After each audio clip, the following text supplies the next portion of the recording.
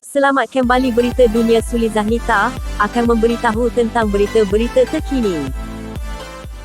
Kuala Lumpur, Datuk Seri Najib Razak memohon Mahkamah Persekutuan mengisytiharkan keseluruhan perbicaraan penyelewengan dana RM42 juta SRC International Sendirian Berhad yang dihadapinya di Mahkamah Tinggi batal dan tidak sah.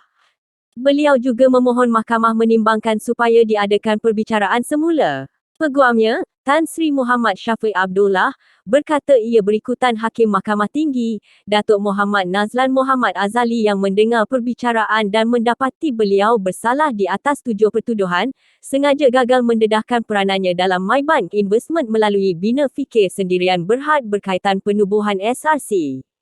Beliau berkata, dengan mengetahui perkara itu disembunyikan daripada pihak pembelaan, Muhammad Nazlan membuat dapatan dalam penghakimannya bahawa bekas Perdana Menteri itu mempunyai kawalan menyeluruh ke atas SRC.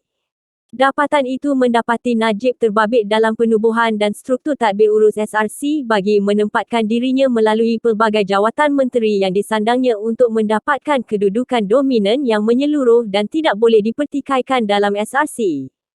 Dapatan hakim itu dalam keputusannya adalah bertentangan dengan fakta yang diketahuinya, katanya pada sidang media di Kompleks Mahkamah Kuala Lumpur KMKL di sini hari ini, yang turut dihadiri Najib. Susulan itu, Muhammad Syafiq berkata, pihaknya memfailkan permohonan notis usul di Mahkamah Persekutuan hari ini bagi memasukkan keterangan baharu berhubung peranan Muhammad Nazlan bagi membatalkan perbicaraan SRC.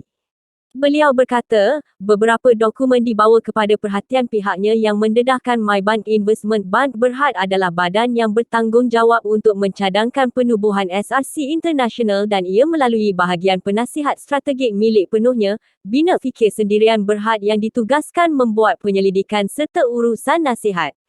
Katanya, keterangan baharu yang ingin dikemukakan jika diambil secara kumulatif mengesahkan Muhammad Nazlan selaku peguam dan setiausaha syarikat MyBank ketika itu mempunyai pengetahuan mengenai peranan MyBank Investment dalam menasihati berhubung penubuhan SRC. Muhammad Nazlan melalui kedudukan dan fungsinya adalah bertanggungjawab secara keseluruhan dalam pengendalian semua perkara undang-undang dalam kumpulan MyBank merangkumi MyBank Investment dan Bina Fikir Sendirian Berhad. Pembabitan MyBank melalui MyBank Investment dan Bina Fikir dalam penubuhan SRC tidak pernah dibangkitkan pihak pendakwaan pada bila-bila masa ketika perbicaraan SRC dan tiada saksi daripada MyBank, MyBank Investment dan Bina Fikir dipanggil atau ditawarkan. Dalam apa juga keadaan, hakim itu sudah tentu mempunyai pengetahuan sebenar mengenai urusan nasihat berkaitan SRC berdasarkan jawatannya itu, katanya. Dalam permohonan notis usul itu, Najib turut memohon perintah dan relief lain yang difikirkan wajar oleh mahkamah. Mahkamah Persekutuan yang akan mendengar rayuan Najib, menetapkan prosiding rayuan akhir itu selama 10 hari bermula 15 hingga 26 Ogos ini. Pada 28 Julai 2020, Muhammad Nazlan mendapati Najib bersalah terhadap 3 tuduhan pecah amanah, 3 tuduhan pengubahan wang haram dan 1 tuduhan salah guna kedudukan dana SRC berjumlah RM42 juta dan memerintahkannya dipenjara 12 tahun serta didenda RM210 juta.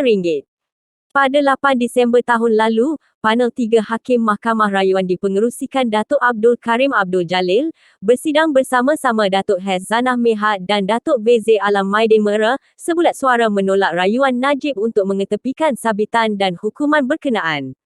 Terima kasih yang sudah menonton video. Sulizah Nita, jangan lupa subscribe, like, komen dan share. Bye-bye.